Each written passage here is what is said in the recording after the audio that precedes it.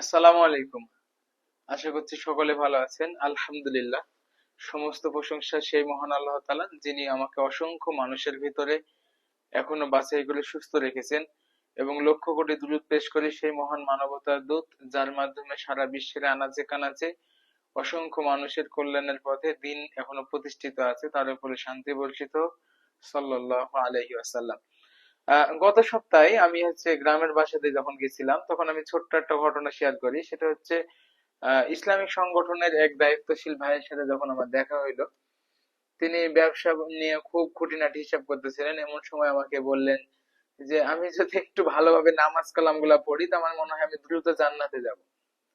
তো যেহেতু সে Islamic cultural মেনেই চলে, তার কাছে এরকম প্রশ্ন শোনার পরে আমার মনের ভিতরে একটু খটকা লাগলো। তো আমি জিজ্ঞাসা করলাম যে এমনটা কেন আপনার মনে হলো?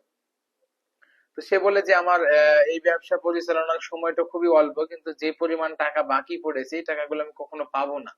এবং এমন এমন মানুষগুলো আমার কাছ থেকে টাকা গরজে হাসানা ধার নিয়েছে বা জিনিসগুলো নিয়েছে, এগুলো কখনো দিবে না। কিন্তু বর্তমান সময়ে দেখা যায় যে নিজের বন্ধু, খুব কাছের বন্ধু, এর সাথে আর কোনো কথা হয় না। কিসের জন্য কথা হয় না? এই যে সেম এই একই কাহিনী, যে লেনদেনটা আমাদের ক্লিয়ার থাকে না, বা আমাদের যখন কথার সময় লেনদেনটা হয়, এই কথা এবং কাজে মিল থাকে না। এবং পিতা এবং সন্তান, পিতা সন্তানের সাথে কথা বলে না। কিসের জন্য বলে না? এর জন্যই বলে না যে পিতা সন্তানের সাথে কোনো একটা তাদের অর্থনৈতিক দ্বন্দ্ব বা তাদের লেনদেনের ভিতরে সমস্যা আছে। এবং নিজের আপন ভাইয়ের সঙ্গেও নিজের আপন ভাই ঠিক মতো কথা বলে না। কিসের জন্য বলে না? এই সম্পর্ক, নিজের আপন ভাইয়ের সম্পর্ক কি নষ্ট হয়ে যাওয়ার সম্পর্ক? তা কখনোই হয় না। কিন্তু তাদের লেনদেনের বিষয়ে কমিটমেন্ট ঠিক না থাকার জন্য এই মনে মনে এই দুনিয়াবি লোভ লালসা থাকে। এর জন্য এগুলো না গুছিয়ে ওঠা যায় না। এবং এই লেনদেনের জন্য তাদের এই সম্পর্ক, একটা আত্মীয়তা যে সম্পর্ক, এটা নষ্ট হয়ে যায়।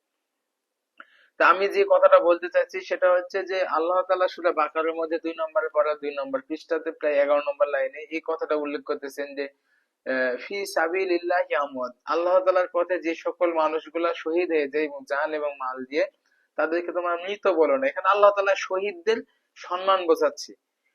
কিন্তু বুখারী শরীফের 1196 নম্বর হাদিসটা যেখানে দেখা যায় যে সরি, সহিহ মুসলিমের 1186 নম্বর হাদিসটা এখানে আছে যে আল্লাহ তাআলা যে শহীদের সকল গুনাহ মাফ করে দেয়, শুধু ঋণ ব্যতীত।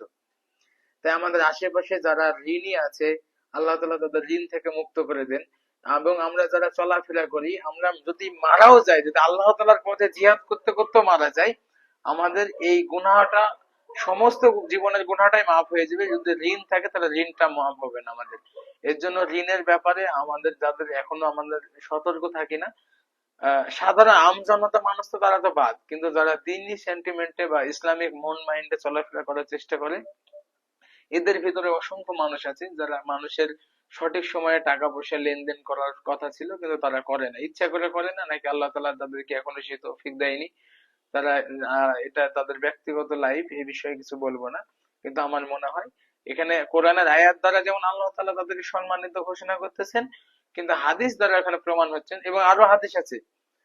রাসূল সাল্লাল্লাহু আলাইহি সাল্লাম, অনেক মানুষ যখন মারা যেত, তাদেরকে যখন জানাজার জন্য প্রস্তুত করা হয়েছে, তখন তিনি ঘোষণা দিতেন যে উক্ত মাইয়েতের কোনো ঋণ আছে কিনা। যদি ঋণ থাকতেন তাহলে তিনি জানাজা পড়াইতেন না। কেউ যদি দায়িত্ব নিতেন অথবা তার যদি ঋণ পরিশোধ করে দেওয়া হতো, তখন তিনি জানাজার কাজ সম্পূর্ণ করতেন। তো এখান থেকে আজকের এই যে মেসেজ বা যে ঘটনা, সেটা হচ্ছে যারা ইসলামিক মন মাইন্ডে চলাফেরা করি আমরা, তারা কখনো খুব বিপদে না পড়লে কারোর কাছ থেকে টাকা ধার বা কারোর কাছ থেকে কোনো জিনিস নেব না। আর যদি নিয়ে থাকি তাহলে তাহলে সেটা যথাসময়ে পরিশোধ করে দেওয়ার চেষ্টা করব। এতে করে আমাদের আত্মীয়তার সম্পর্ক এবং চলাফেরার ক্ষেত্রে, প্রত্যেকটা ক্ষেত্রে আমরা মানসিক তৃপ্তি পাবো ইনশাআল্লাহ।